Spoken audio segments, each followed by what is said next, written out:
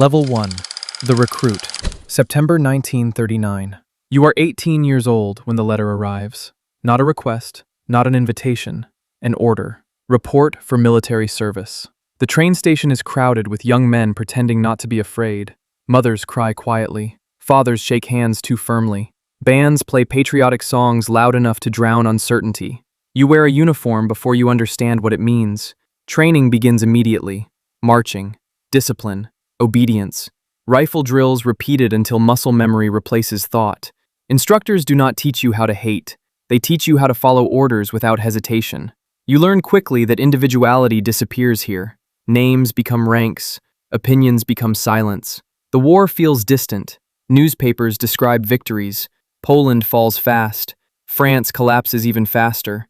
Officers tell you history is unfolding, and you are lucky to witness it.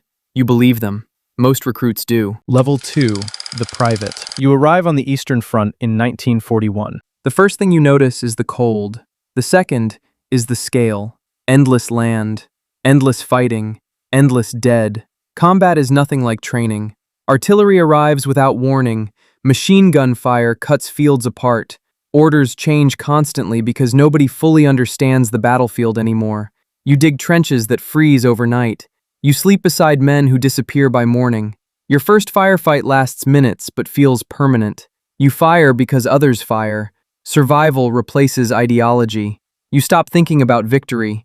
You start thinking about getting through the next hour alive. Letters from home talk about rationing and air raids. The war is no longer somewhere else. It is everywhere. Level 3. The Corporal. Experience keeps you alive. Promotion comes quietly after your squad leader is killed. You now command men barely trained, younger than you were when you arrived. They look to you for certainty you do not feel.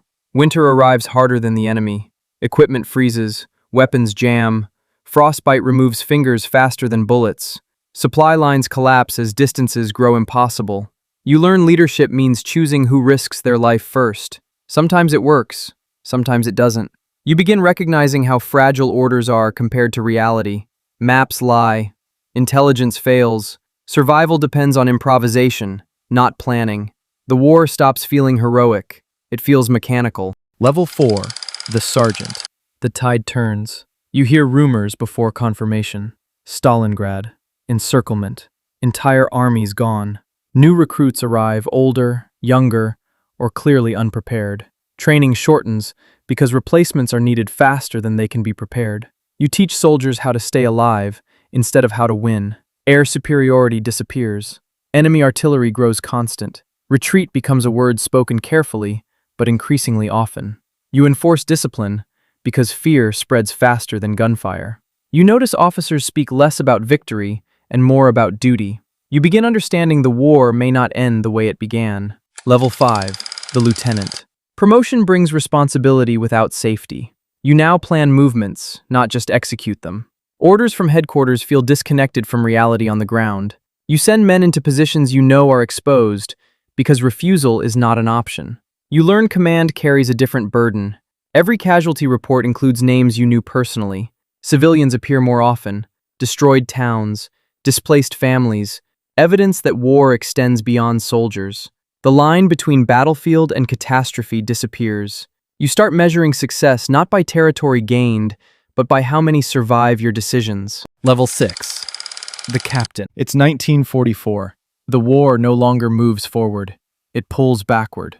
Orders arrive using new language. Not advance, not capture, delay, withdraw, hold temporarily. You organize retreats instead of offensives. Every map update shrinks territory under your control. Every briefing quietly removes another objective that once mattered. Allied bombers arrive daily now. Sirens mean seconds, not warning. Cities burn before you even reach them. Railways collapse. Fuel disappears. Ammunition becomes rationed. Your soldiers stop asking when victory comes. They ask where they sleep tonight. You learn the mathematics of defeat. How long a unit can fight without supplies. How many wounded you can move before abandoning the rest. You begin destroying equipment you once fought to protect. Not because it failed, because you cannot take it with you. War stops feeling like strategy. It feels like erosion. And for the first time, you understand something quietly. The war will be lost. Level 7. The Major. 1945 approaches. You command remnants instead of armies. Your unit is a mixture of veterans, teenagers, and men pulled from roles that were never meant for combat. Training barely exists anymore. You defend towns that no longer have strategic value. You hold positions measured in hours rather than victories. Orders become contradictory. Fight to the last man. Preserve combat strength. Hold ground. Prepare withdrawal. All issued in the same day. You stop believing headquarters understands reality. Civilians fill the roads now. Refugees move west, carrying everything they own in carts and suitcases. They look at you not as a protector, but as someone equally lost. The front line dissolves into chaos. You are no longer trying to win battles. You are trying to prevent collapse. Level 8. The Colonel. Germany itself becomes the battlefield. Air raids reshape cities overnight. You coordinate defenses knowing they cannot hold indefinitely. Communication breaks constantly. Units fight isolated wars without coordination. Some officers refuse surrender under any circumstances.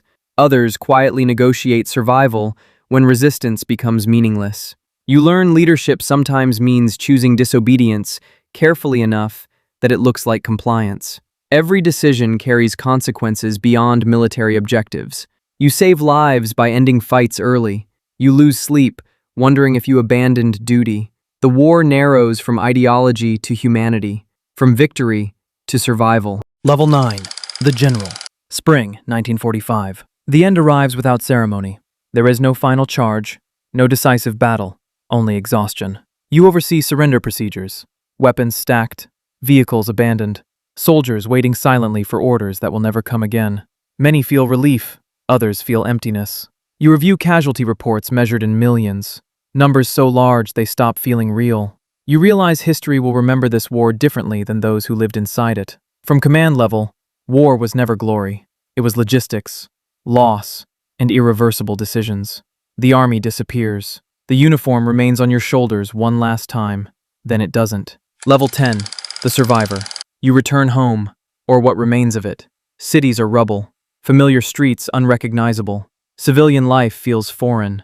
No orders, no formations, no certainty. Silence becomes uncomfortable. You wake before dawn expecting alarms that never come.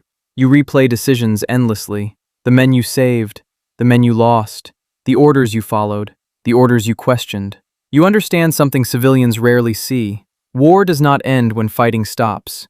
It continues inside the people who survived it. Years later, younger generations ask what it was like. You struggle to answer. Because war, from the inside, was never heroism. It was endurance, responsibility, and consequences that outlive every battlefield. The ranks fade, the war ends, but memory does not.